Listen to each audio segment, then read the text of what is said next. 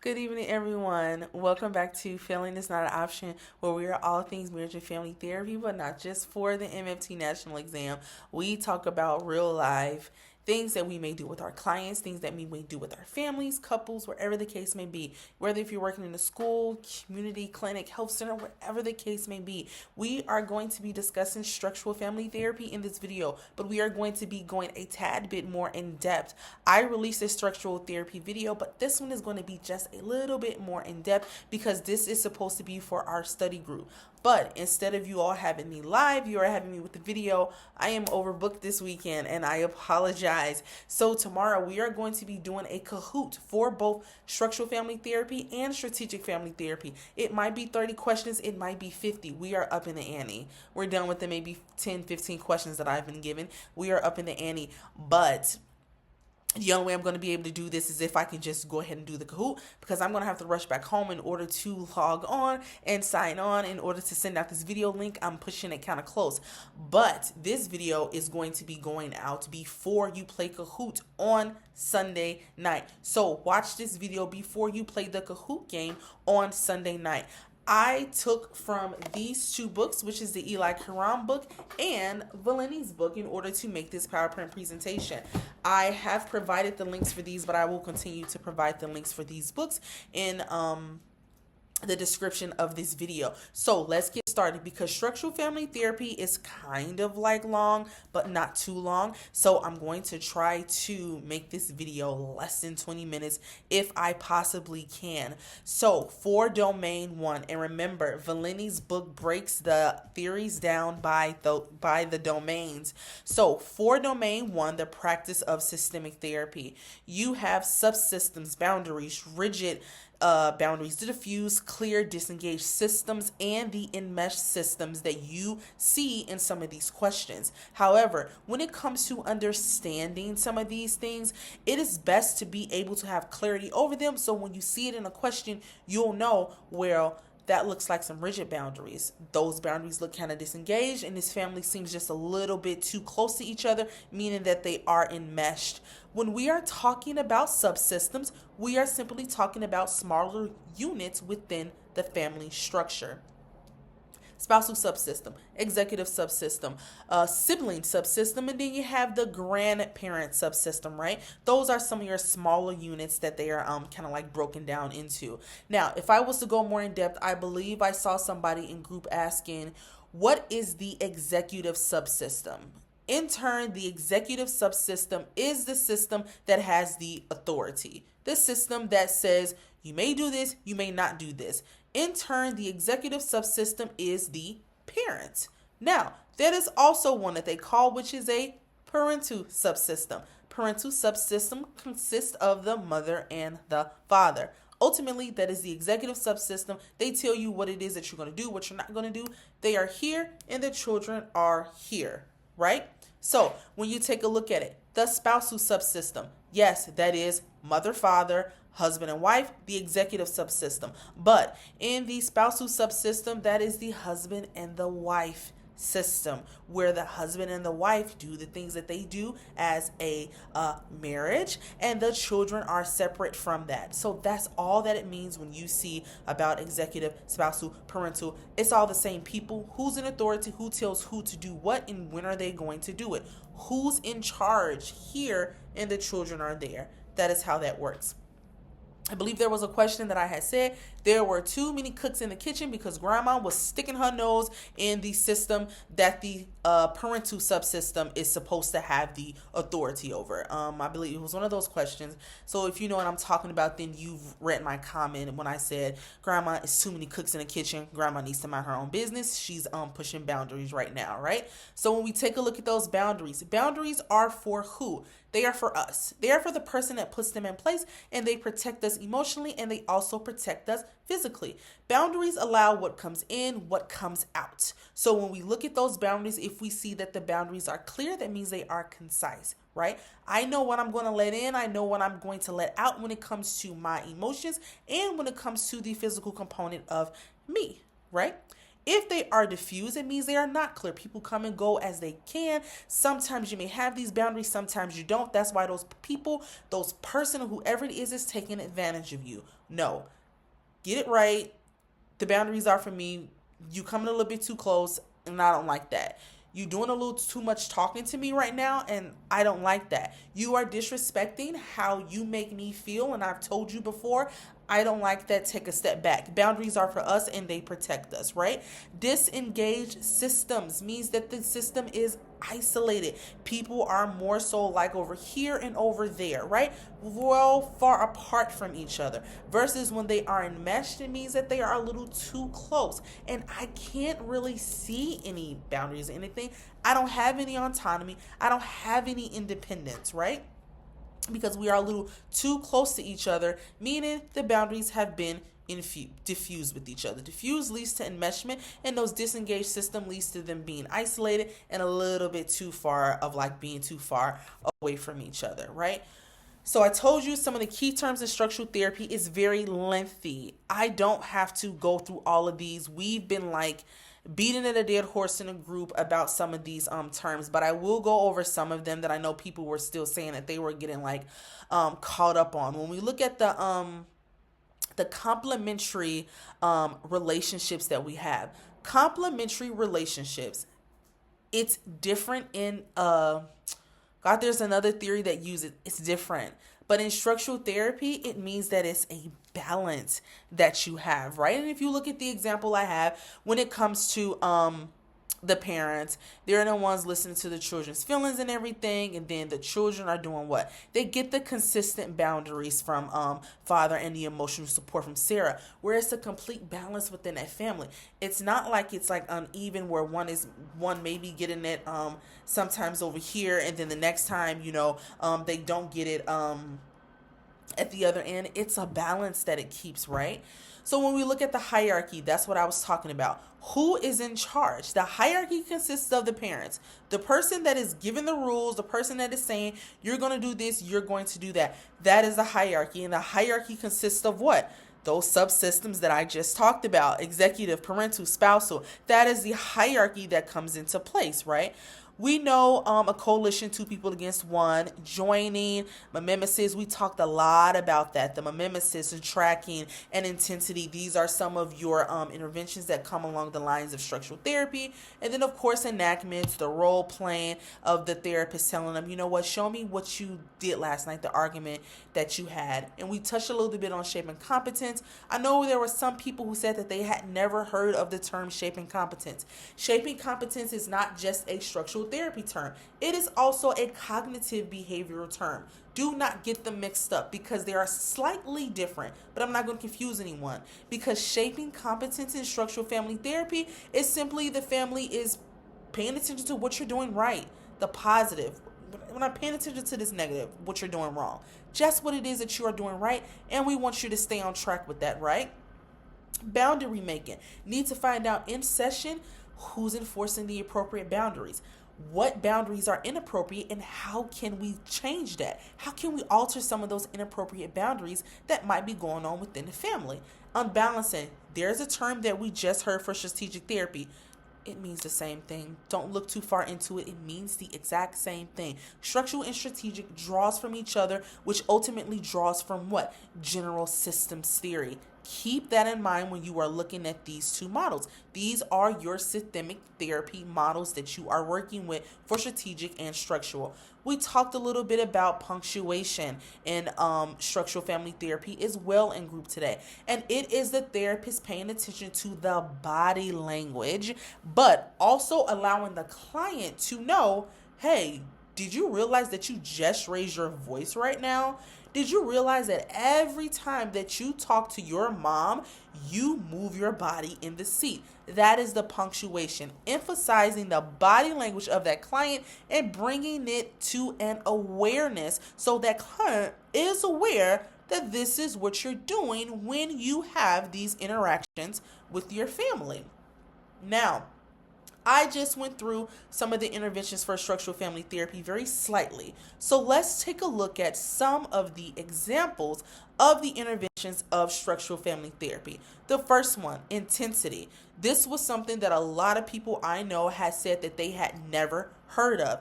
It's okay. I first learned about intensity in this book. Eli Karam taught me about intensity, so I knew when it came to one of those questions, I think somebody had sent it to me, I said, that answer is definitely D, because it's an intensity intervention that they are using in order to get their point across, because that family just does not seem to quite understand it. This is going to be the therapist is giving you a very firm response to what the family is doing. It's going to amplify what the therapist is saying. And take a look at the example.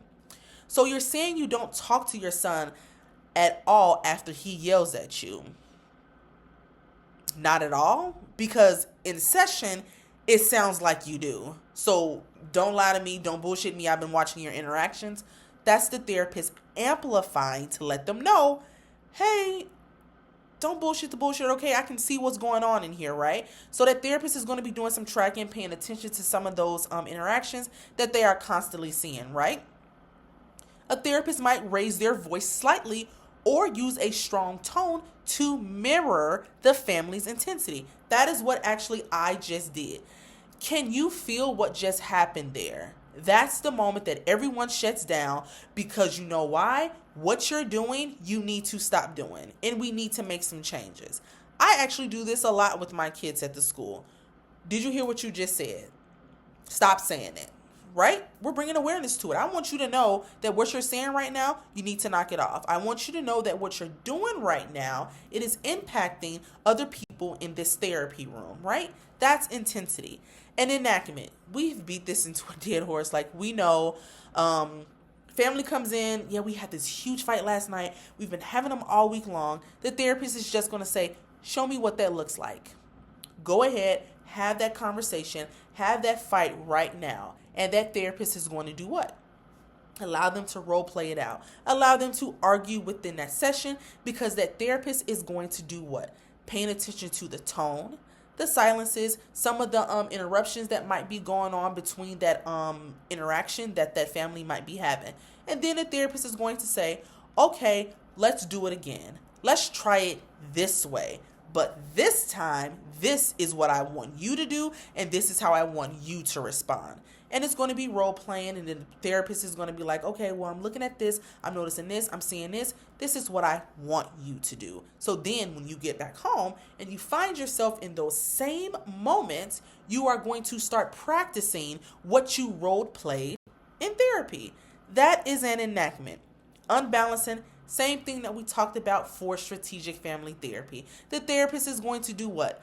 Ultimately side with the person who does not have a balance on this side. Because when it comes to mom and dad, there needs to be a balance. If the mom is doing what she's supposed to do with disciplining kids, but the father is passive and letting them kids run wild, that therapist is going to do what? Side with the father and probably be like, hey, I noticed that your wife has been doing more of this and she needs your support right now. So now it needs to be balanced. It can look all kinds of way. Even in this example, I think mom's point deserves to be heard. So let's let her speak. Or, dad, I want you to support mom right now. You know, she's going to tell him that he needs to be at home at this time, and you also need to be in agreement with that. Unbalancing is not you technically unbalancing something. It's you creating balance. I know it's like I guess it's an oxymoron if that's how you want to see it. But with the unbalancing, we have to add balance back to the system by siding with the, the scapegoat, the one that's being picked on, the one that everybody seems to think is the problem, right? And then you have joining. We beat into a dead horse. We know what joining is building rapport. But there are some type of forms of joining, such as tracking and mimesis. With the tracking, the therapist is just going to be doing what? Paying attention to the interaction style. I'm not judging you. I see you been yelling at your kids. I'd probably yell at them too if they didn't clean their room after the umpteenth time that you told them to, right? That's me joining. I'm building rapport. I understand you got a lot of this going on or whatever. Girl, I be yelling at them kids too, right? So even if, like, they have the example here, the family is talking rapidly, interrupting one another, the therapist is going to try to keep up with the rhythm and going to kind of mimic some of the same tone and everything that they have going on. Mimesis and tracking is kind of like tone line with each other, but tracking is just observing, and mimesis is like, since I'm observing, now I'm taking in order to join with this family and to build rapport with them, right? And it's also about showing respect and paying attention to the communication that the family has. This is the mimesis portion of it. It's just going to be you mirroring the family's postures, communication style, how they interact with one another. And while you're doing this, you are ultimately joining with the family and being accepted by this family, right? And I give you example of, like, quieter, reserved tones. The therapist is going to do that and mimic a more calmer demeanor, right? The therapist wants to ultimately become one of them because that family is going to accept them, so that that therapist and that family can also build that trust that they need with one another. Restructuring is also an intervention for structural family therapy. What does it mean to restructure? It simply means to do what?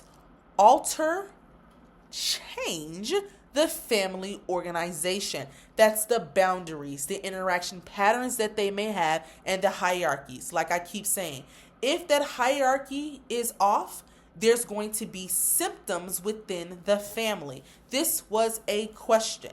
If that hierarchy is off, what is going to occur? Symptoms are going to occur within that family. If the executive subsystem, spousal subsystem, parental subsystem is not where it's supposed to be, symptoms are going to be recreated within the system. Parentified child can occur. That's a symptom. If that parent is not doing what they're supposed to do and they got that 16-year-old running the household, got a job, paying for the groceries, helping pay the bills, discipline the 5-year-old, 6-year-old, watching the 6-year-old, babysitting for the 5 and 6-year-old, we've got some symptoms that are going on. That child has been parentified, and eventually that child is going to do what? Probably start to rebel, probably get angry, probably be like, well, I don't want to do it anymore. I'm not his mom. I'm not his dad. You all should be doing it, right? Those are some of like the symptoms that we're talking about if those hierarchies has not been restructured the way that they are supposed to do. Now, a structural therapist will sometimes possibly allow that family to have that child that has been helping out or whatever. But at some point, we got to get some balance back to that family, and those hierarchies have got to be moved, right? You may see some questions that say that. Don't be thrown by it. The structural therapist will sometimes often do that. We also need to realign those subsystems. I just got finished talking about that. If the mother and the son, or the mother, the daughter, father, son is too far enmeshed with each other, that's got to be realigned.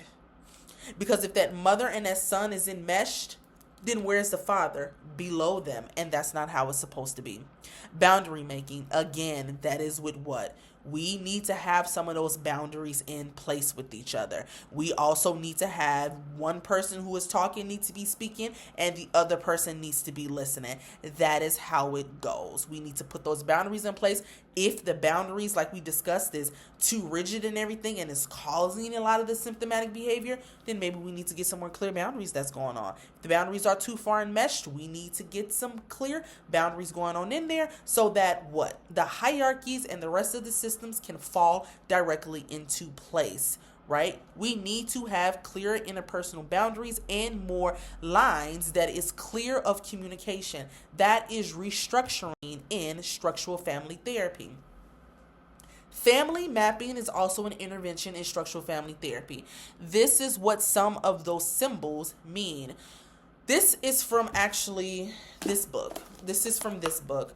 I believe this is kind of like just a generalized form of what they look like. I know if you've had like a structural map on the exam, some of them look the lines of sort of like this. When you see conflict, that is it kind of looks the same way with an emotional cutoff in a genogram, right? And detouring kind of looks along the lines of the same way as you would see it in the genogram. But then you also see over involvement enmeshed, right?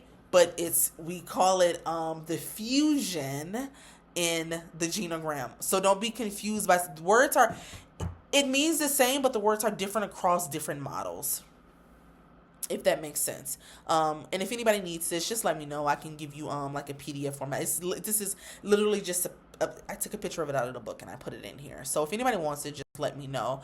So we're going to domain 2. If anybody has any questions regarding some of the interventions, just leave me a comment, send me a message or whatever. And if anybody want anything more in depth, then just let me know. But domain 2 is the hypothesizing and diagnosing. There's no diagnosis for structural family therapy. Tracking the themes in session, that's also part of like the assessment phase that you have, but you're going to be using that. How? Observing some of the hierarchies, the conflict management, and some of the boundaries. And then also one of the things that you use for the assessment portion is going to be the structural family map, where you're going to be tracking some of those interactions within the families and looking at some of those boundaries that that is a part of the family system.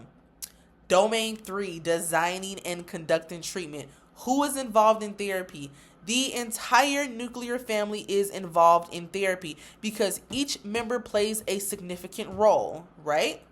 The whole is greater than the sum of its part, not just one person. It's everyone is playing a significant role. No one person is to blame for why we're in therapy. All of your interactions, all of the symptomatic behaviors that you're having is the reason as to why we are in therapy. Here and now, we don't go to the past, neither does strategic. There's no reason for you to dig in the past. For what? Because these behaviors that are going on right now is what we need to be talking about. Extended family members is not a part of structural family therapy, so don't go trying to look for 2-3 generations before that, because none of that matters. We are in the here and now, right? 10 to 20 sessions is how long that structural family therapy can possibly last for. Now, we talked about some of the interventions that are in structural family therapy, and ultimately the interventions that are in structural family therapy is kind of like the same as the goals. We are simply trying to do what? Restructure the family organization by doing what? Using the interventions in order to do so, which is doing what? To make a functional spousal system, functioning executive system, functioning parental subsystem that you are going to have. And how do we do that? By utilizing some of the other interventions such as unbalancing, reframing, right, and altering some of the family organizations that they are having. We need clear boundaries between all individuals within that family system. That is some of your main goals of structural family therapy. Don't look too far into it. Don't add too much to it. It's all about altering, reorganizing, and restructuring the family system. Within that family system, it includes what? Boundaries, hierarchies. How do we alter that? By using the interventions such as unbalancing, such as tracking, joining, mimesis, reframing. That is how you are going to reach the goals of structural family therapy. Evaluating ongoing processing in the treatment. This is the therapy structure. It's a small, minor 3-step process, right? Simply says joining and accommodating. You know that you building rapport with the family, but with the joining and accommodating phase, you are going to be doing what? Tracking, using mimesis in order to join with the family so the family can accept you, right? Mapping the family structure, middle phase. The intervention phase, okay, so I'm going to say this. Mapping the family structure is an intervention. It's middle phase.